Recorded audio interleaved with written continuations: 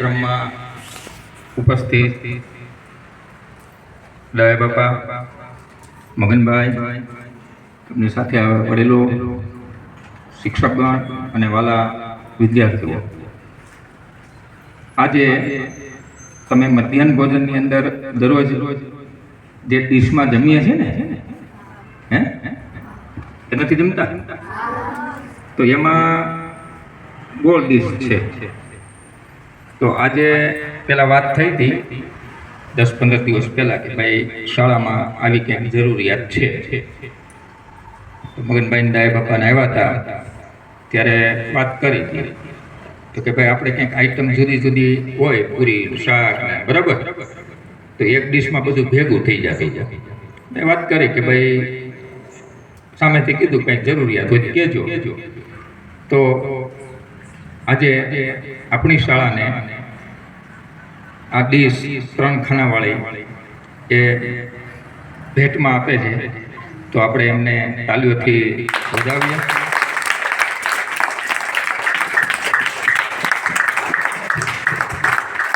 એકસો 25 નંગ ડીશ, 125 નંગ, આપણે 120 બાળકો છે એટલે 125 નંગ ડીશ આપણને શાળાને અર્પણ કરે છે.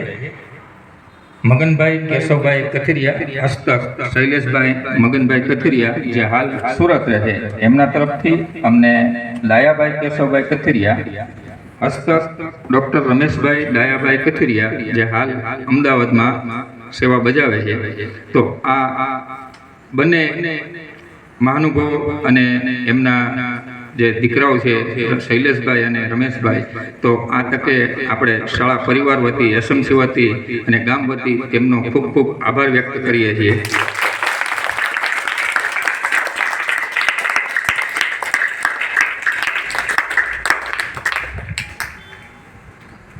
અને બંને દાતાનું આપણે સન્માન કાર્યક્રમ, આપણો જે વાર્ષિક ઉત્સવ જ્યારે ગોઠવીએ છીએ ત્યારે એમને ખાસ આમંત્રિત આપી અને આપણે ત્યારે સન્માનિત કરીશું.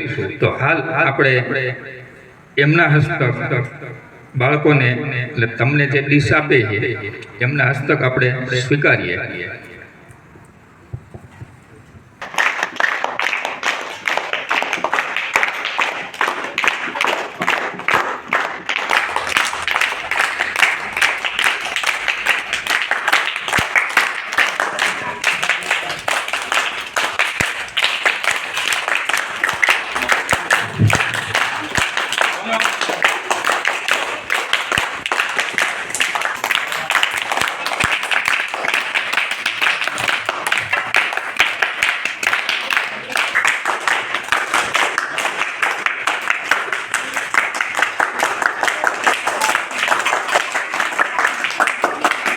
चमके है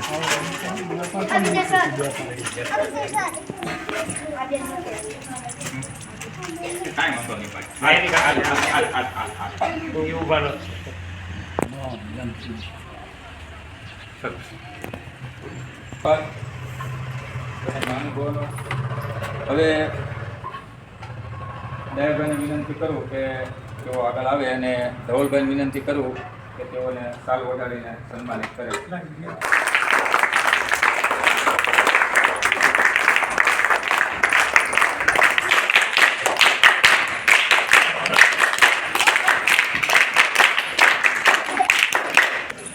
એમના દીકરા રમેશભાઈ અને શૈલેષભાઈ એ બંને અહીંયા હાલ ઉપસ્થિત નથી રહી શક્યા.